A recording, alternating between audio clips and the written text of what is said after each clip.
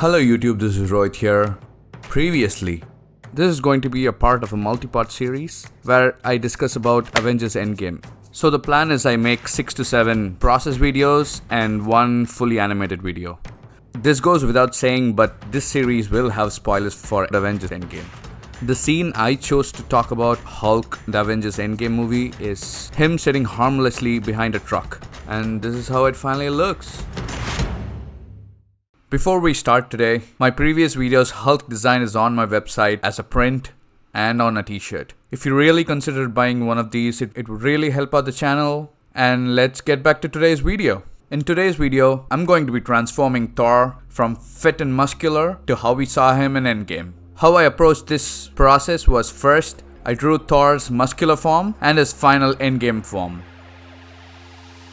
I planned this animation to be about 2 seconds long. And once our Fit Thor transforms to Fat Thor, he's going to summon his Mjolnir. Now that my first frame and my last frame is ready, the transformation is going to be about 20 frames. If you have seen my previous video, I would have mentioned about how I animate in 2s. I will link that video above and in the description. It's an animation concept where you do not need to animate every single frame, but it's enough if you just animate every alternate frames. So since our transformation animation is going to be about 20 frames long, so I need to make 10 drawings. And I've screen captured me drawing the whole 10 frames. I focused on 3 main things for the transformation: the hair, the head turn, and obviously the body. In my last video, you would have seen that immediately after I sketched out Hulk, I began coloring it. That's because I knew that I wasn't going to be animating the Hulk. It was just going to be a scene animation. But in this video, the form of Thor is going to change between every frame. So I first knocked out all the sketches for the whole animation and then introduced the colors.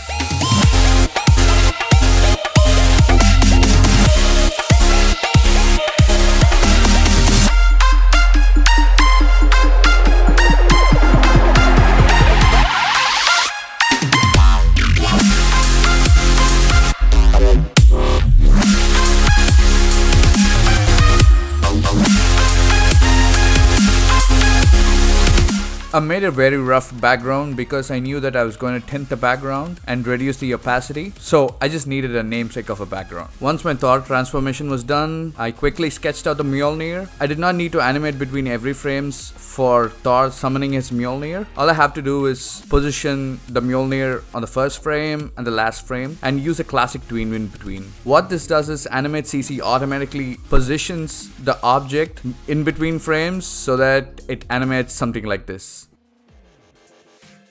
Give a bit of final touches, and this is how it turned out.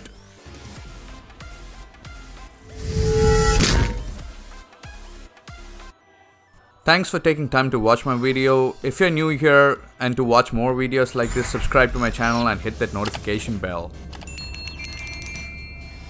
That's it from me today. See you in the next video.